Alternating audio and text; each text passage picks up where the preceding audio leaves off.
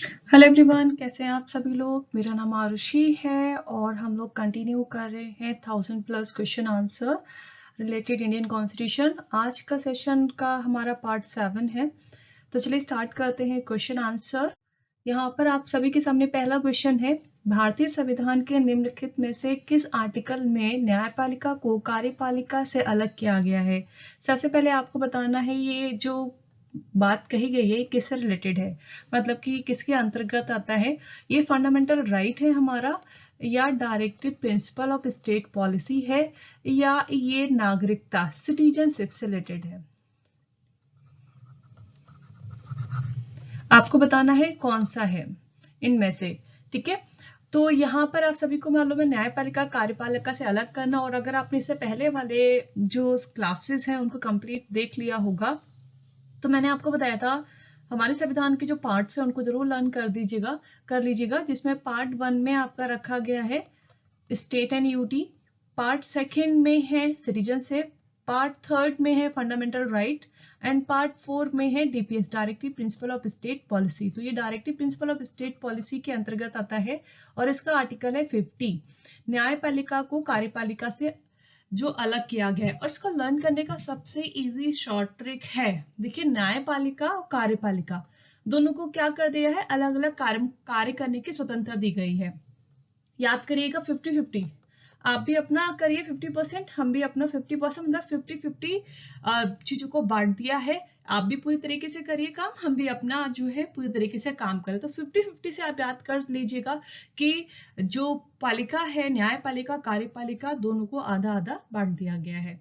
मगर ऐसा बस केवल याद करने के लिए है, आपको याद रखना है कि किस आर्टिकल में न्यायपालिका को कार्यपालिका से अलग किया गया। तो आर्टिकल नंबर 50। 52 में आप सभी को मालूम है राष्ट्रपति है। ये किसका आर्टिकल है, राष्ट्रपति का।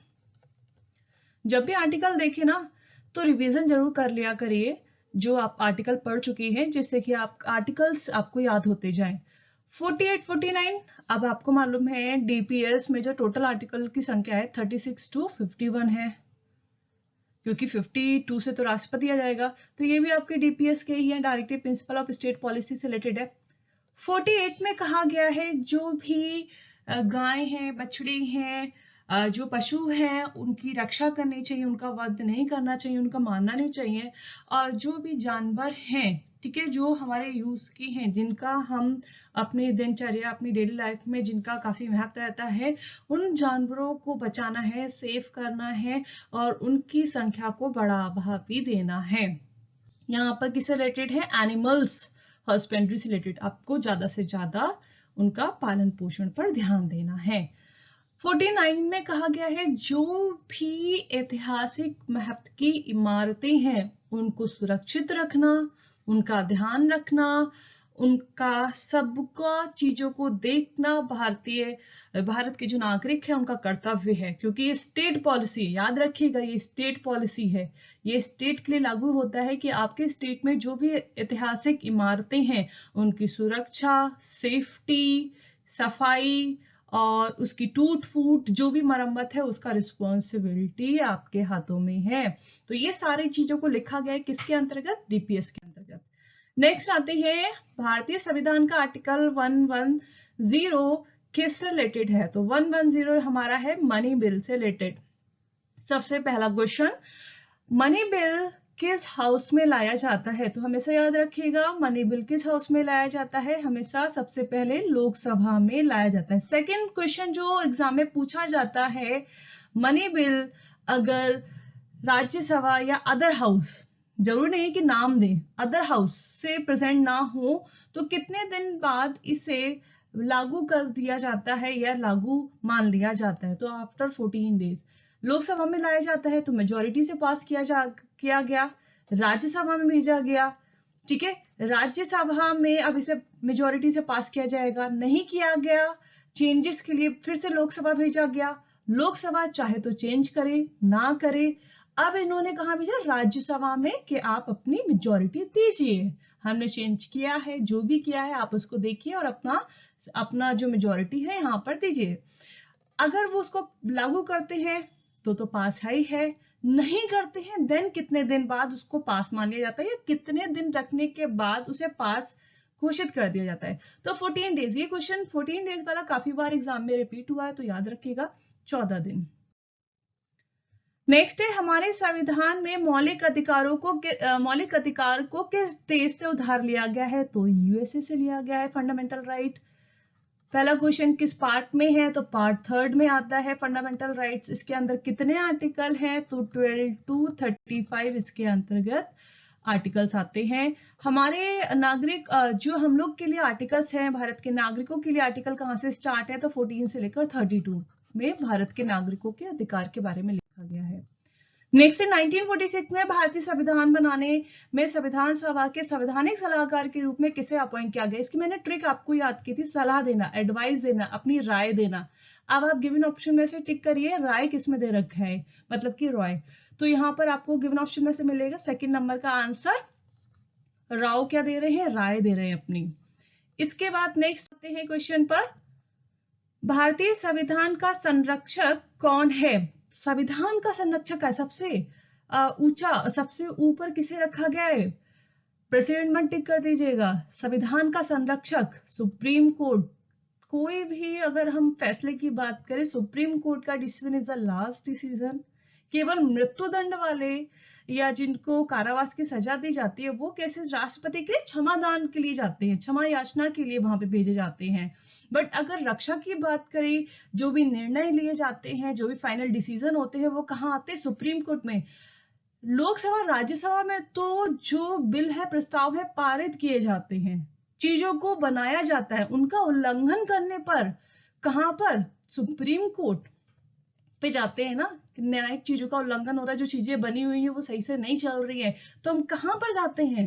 आम जनता कहां पर पहुंच सकती है डायरेक्टली?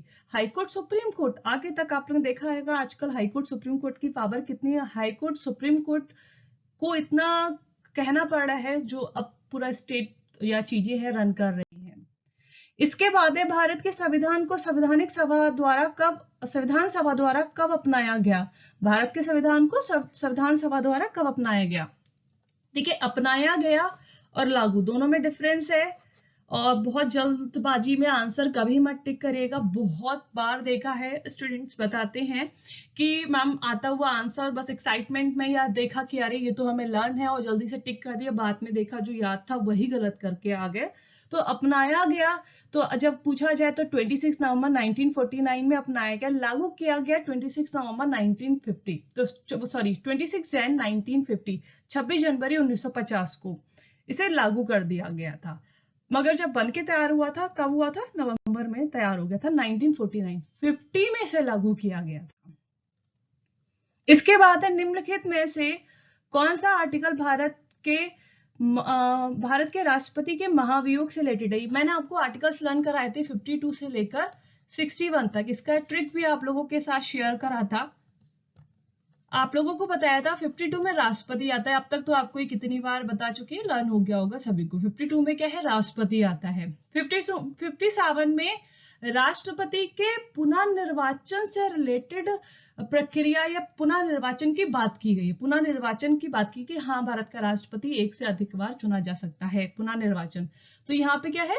पुनः निर्वाचन का बात किया गया है। 60 में शपथ ओथ, भाई राष्ट्रपति को ओथ कौन दिलाता है, शपथ कौन दिलाता है? तो chief justice of India, Supreme court के। तो बचा क्या हमारा? इम्पीचमेंट, महाभियोग, आर्टिकल नंबर 61। निम्नलिखित में से कौन स्वतंत्र भारत की लोकसभा के पहले अध्यक्ष हैं? लोकसभा के पहले अध्यक्ष काफी बार रिपीट हुआ है। करेक्ट आंसर है आपका B1, नीलम संजीव रेड्डी, निर्विरोध चुने जाने वाले लोकसभा सदस्य। यहाँ पे आप देख सकते हैं जीवी का यहाँ फुल फॉर्म पूछा जाता है, तो याद रखिएगा गणेश वासुदेव। और 27 नवंबर 1988 से लेकर 1956 तक इनका कार्यकाल रहा था। पॉपुलर नेम भी कभी आपके अगर सामने आता है दादा साहब, तो याद रखिएगा। आते हैं नेक्स्ट।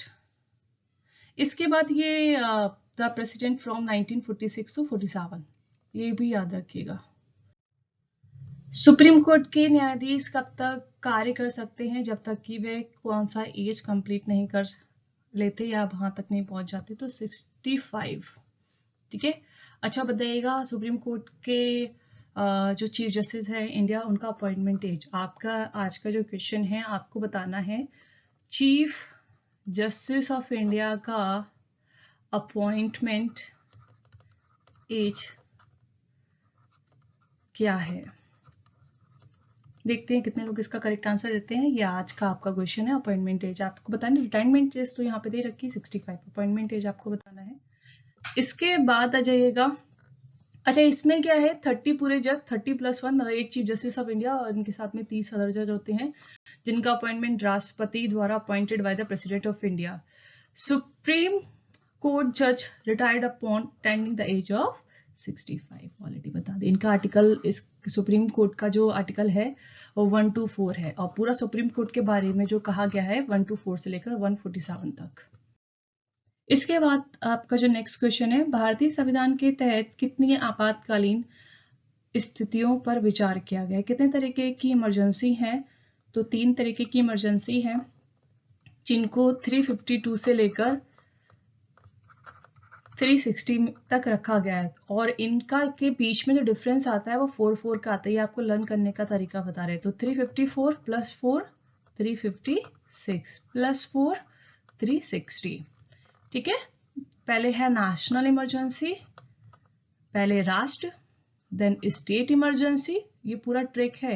स्टेट इमरजेंसी, देखिए पहले राष्ट्र, राष्ट्र भाई भारत है, भारत के अंदर क्या है, स्टेट्स हैं, राज्यों का संघ भारत है ना। तो भारत, जब आप मैप देखते हैं इंडिया का, तो वहां पे आपको इंडिया का मैप लिया तो नेशन भारत नजर आया। भारत किससे पूरा बना है भाई, स्टेट से बना है ना, पूरा स्टेट को मिलाते हैं तो हमारा भारत बन जाता है।